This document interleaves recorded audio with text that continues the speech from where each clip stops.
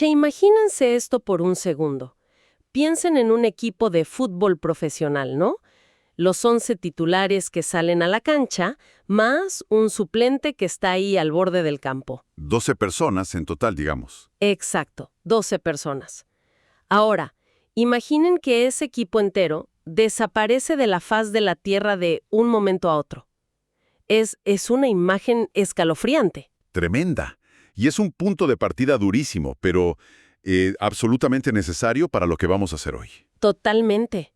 Porque hoy, en esta inmersión a fondo, vamos a cruzar dos mundos que, a simple vista, nada que ver.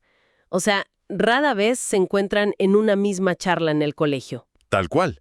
Por un lado tenemos la historia reciente, específicamente la dictadura militar que gobernó Argentina entre 1976 y 1983. Y por el otro lado, nada menos que la matemática pura. Claro, y acá hay que aclarar algo para los chicos que nos están escuchando.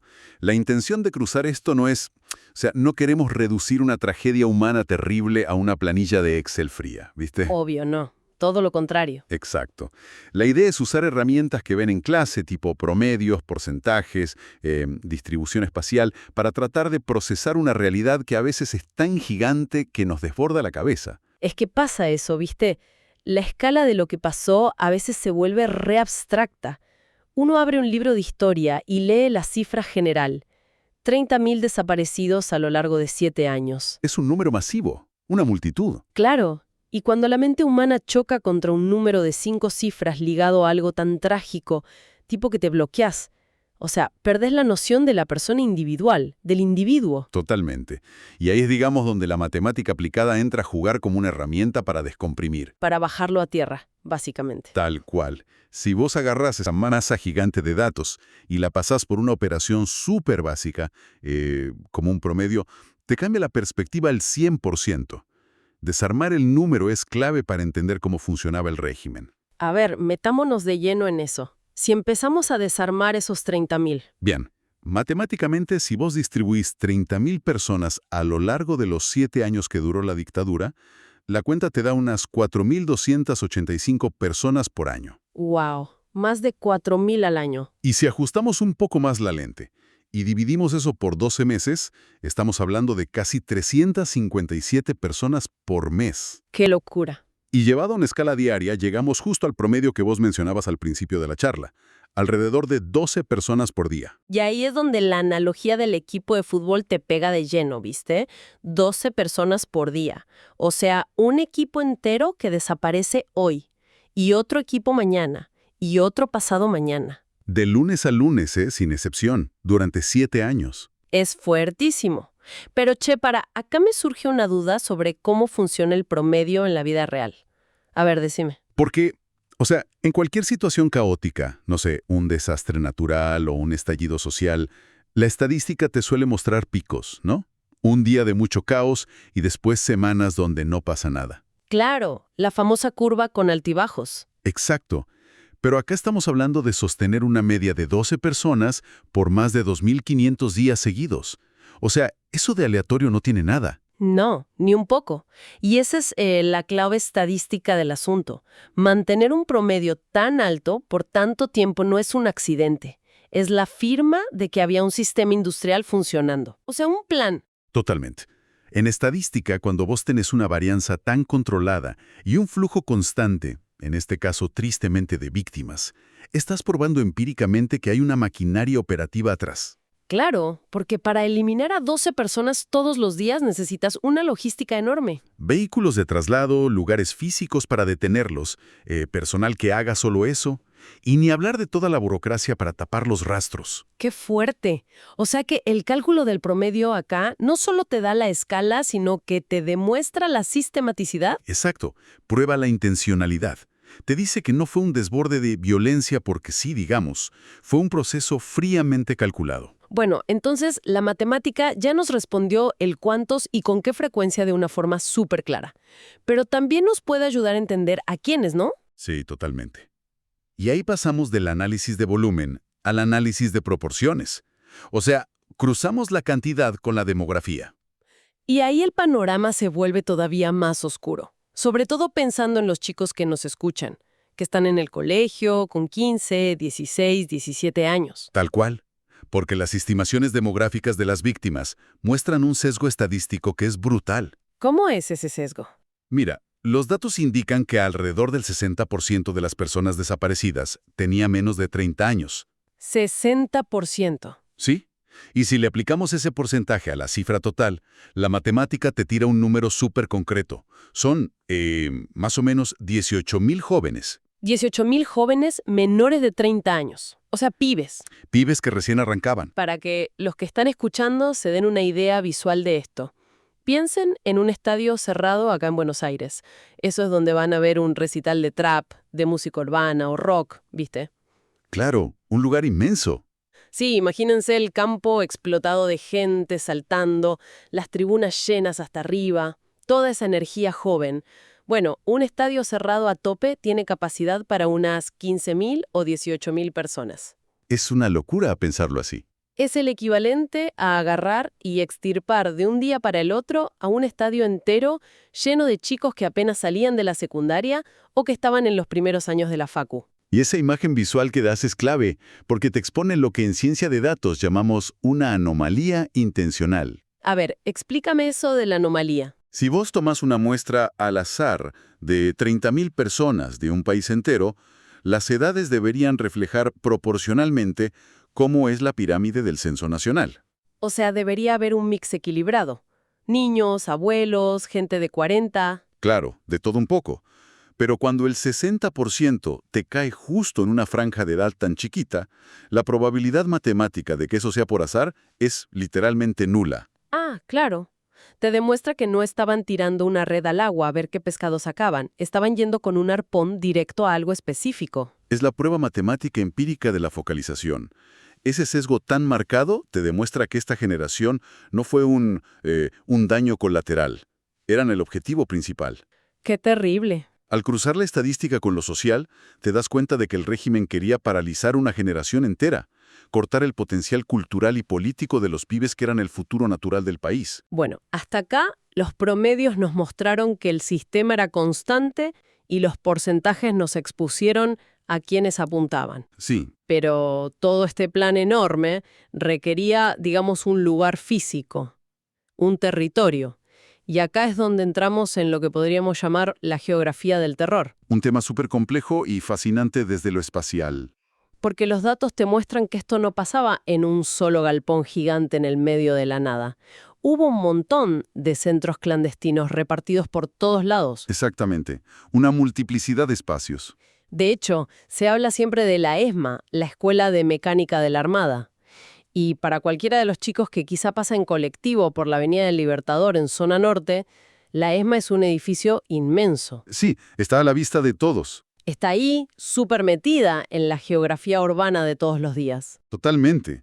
Y hablar de la ubicación de lugares como la ESMA nos obliga a meter la perspectiva espacial y la teoría de reles en el análisis, porque, digamos, no operaban en un vacío, ¿Cómo sería eso de la teoría de redes? operaban sobre un mapa recomplejo.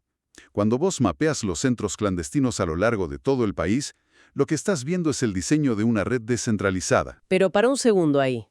Porque si yo miro un mapa de Argentina y veo cientos de puntitos desparramados desde Jujuy hasta la Patagonia, mi primera reacción es pensar que es un caos. Tipo que cada provincia hacía lo que se le daba la gana. Claro, parece desorganizado. Pero si a eso le sumamos lo que dijimos antes, el promedio de 12 desapariciones por día, ¿la matemática no te obliga a pensar justo lo contrario? A ver, O sea, mantener esa red funcionando en simultáneo en un país tan grande requiere un cálculo logístico impresionante. Cero improvisado.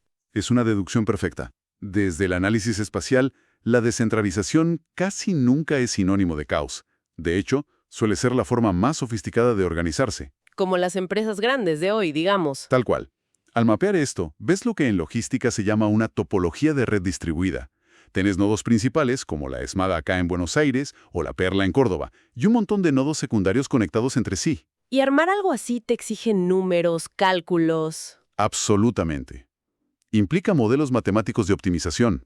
Tienen que calcular rutas, tiempos de traslado, zonas de cobertura militar. O sea, agarraron el mapa de Argentina y lo usaron como un tablero geométrico. calculando distancias para asegurarse de que nadie se les escape, en ninguna parte. Exactamente, la distribución espacial es la prueba de que el Estado usó toda su logística para superponer una especie de geometría del terror arriba de nuestra geografía normal. Tremendo. Analizar esos mapas con modelos de hoy te confirma que necesitaban coordinación entre provincias, comunicaciones, una cadena de mando súper estructurada. Es fascinante entender toda esta maquinaria desde los promedios y las redes.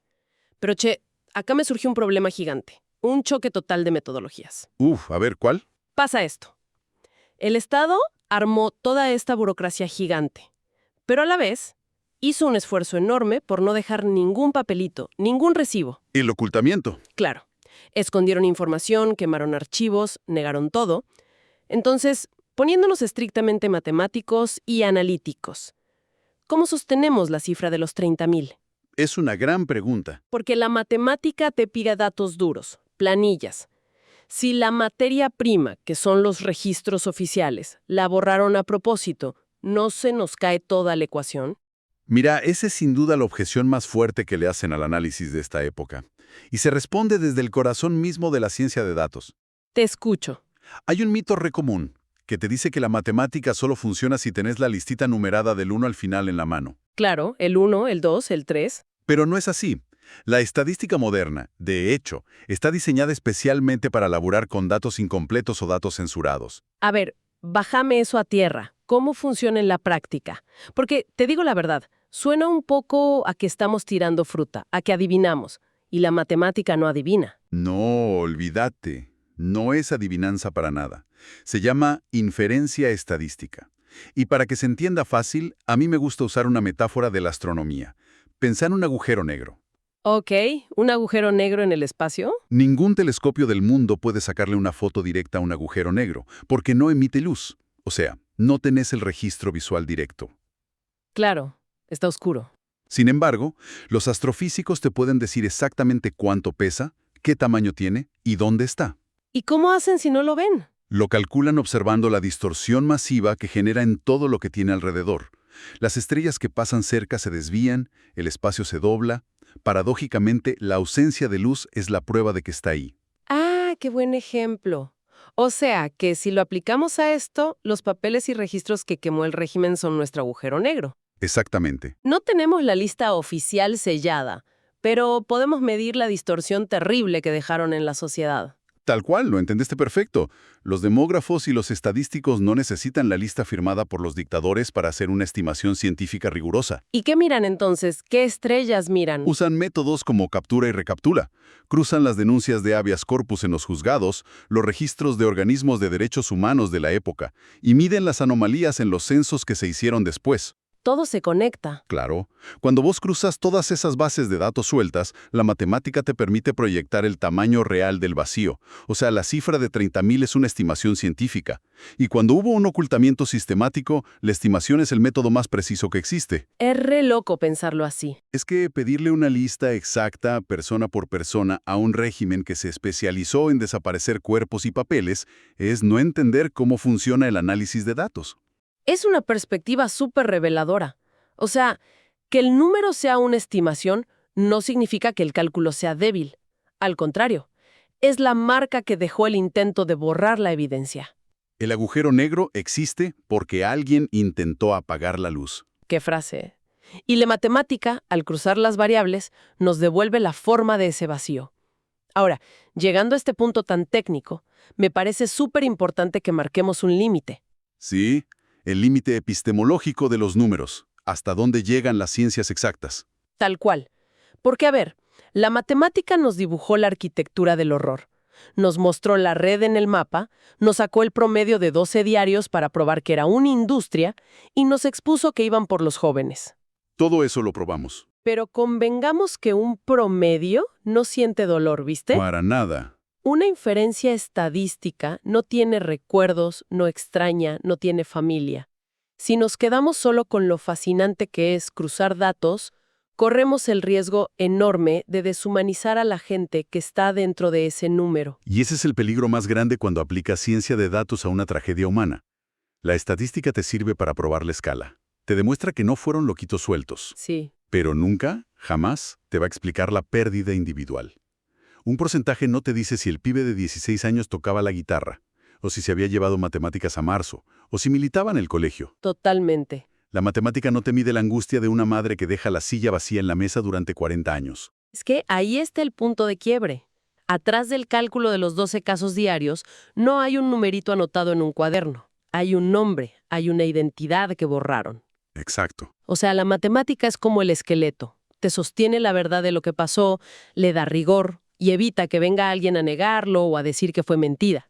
Es la estructura. Pero es la memoria social, la empatía, la clase de historia, la que le pone la carne y la humanidad a ese esqueleto. Hay que cruzar esas dos fronteras para que esto no quede como un mito abstracto. Por eso mismo, para los chicos que escuchan, hacer este cruce matemático no es un ejercicio aburrido para aprobar la materia. No, ni ahí. Es una acción súper directa para construir memoria colectiva. Usar el rigor analítico para desarmar los discursos que te quieren achicar o negar lo que pasó es darle a la sociedad un escudo intelectual. Es buenísimo. La matemática como un ancla contra el negacionismo. Exactamente. Así dejamos de ver a la matemática como esa materia odiosa de despejar la X en el pizarrón y la entendemos como un lenguaje para auditar nuestra propia historia. Las fórmulas pasan a ser herramientas para no olvidar. Y esto te abre una puerta tremenda pensando en hoy y en mañana. Porque fíjate esto, A ver. si frente al ocultamiento analógico de los años 70, o sea, tipos quemando papeles en un tacho, tuvimos que usar la estadística para sacar la verdad a flote. Usamos la matemática para obligar a la historia a hablar, digamos. Claro. Ahora, imagínate aplicar esa misma lógica al mundo hiperconectado de hoy. Ustedes todo el tiempo dejan huellas digitales, en el celular, en las redes. Todo el tiempo. La capacidad matemática que tenemos hoy con la ciencia de datos, los algoritmos, la inteligencia artificial, le pasa el trapo 1000 veces a lo que había hace 40 años. Lo cual te deja pensando, y es una pregunta gigante para ir cerrando. A ver cómo la ves. Si con estadística básica del pasado pudimos iluminar los rincones más oscuros que un gobierno intentó tapar con todo el poder del Estado, ¿qué cosas estarán pasando hoy? Uf, tremendo. ¿Qué injusticias ocultas, qué abusos de poder en nuestra sociedad están ahí, esperando a ser descubiertos por los pibes que hoy están aprendiendo a programar o a cruzar datos? Los modelos matemáticos de hoy son telescopios muchísimo más potentes. Exacto. La gran pregunta es, ¿hacia qué rincones oscuros del presente vamos a decidir apuntarlos? Es algo para quedarse maquinando, ¿no? Definitivamente te cambia la forma de ver los números en el colegio. Para pensar un buen rato. Totalmente. Bueno, la dejamos acá por hoy. Nos encontramos en la próxima inmersión a fondo.